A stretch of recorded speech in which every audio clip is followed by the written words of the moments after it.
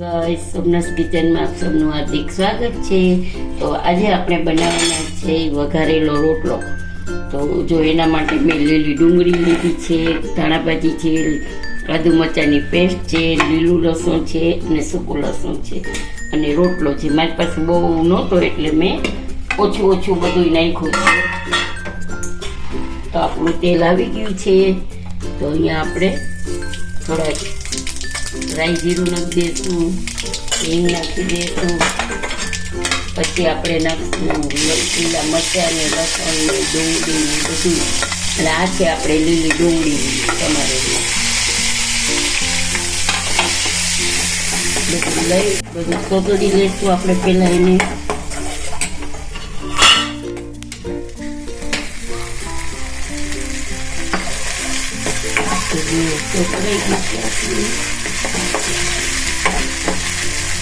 એમાં આપણે નાખીશું પેલા થોડું પાણી, જેથી કરીને આપણી છાશ છે ને ફાટે નહીં।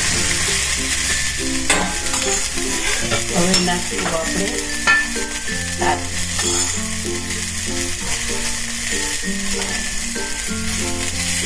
તો જે પ્રમાણે તમારે રસો કરવો હોય એ પ્રમાણે નાખવાનું।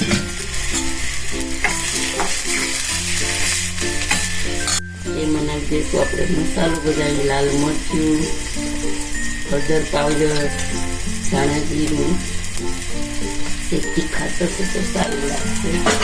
અને મારો રોટલો છે ને નિમકવાળો છે એટલે હું જોઈતા પ્રમાણમાં નાખું છું,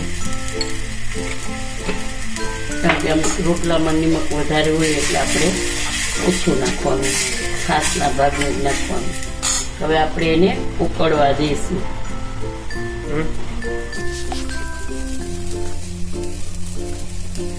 ચલો ગાઈસ, જો આપણું છે આ છાશ ને વઘારેલી ઉકળી ગયું છે। તો અહીંયા મેં રોટલો ઝીણો ભૂકો કરી લીધો છે। આવી રીતે આપણે હાથેથી આવી રીતે કરી લેવાનો, એટલે સરસ ઝીણો હશે ને એટલે વધારે સરસ લાગશે। તો આપણે આ બધું આમાં ઉમેરી દઈશું। હવે ઉકળવા દઈશું આપણે એને 2 મિનિટ માટે।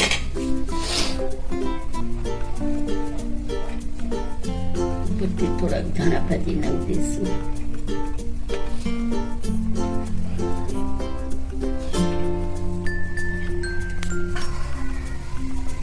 જો ગાઈસ, આપણો રોટલો વઘારેલો રેડી છે।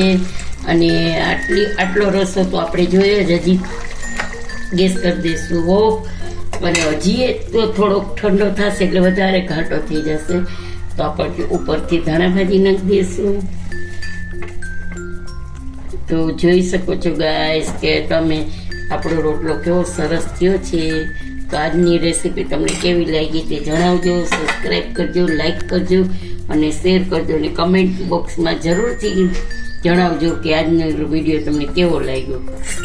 જય શ્રી કૃષ્ણ।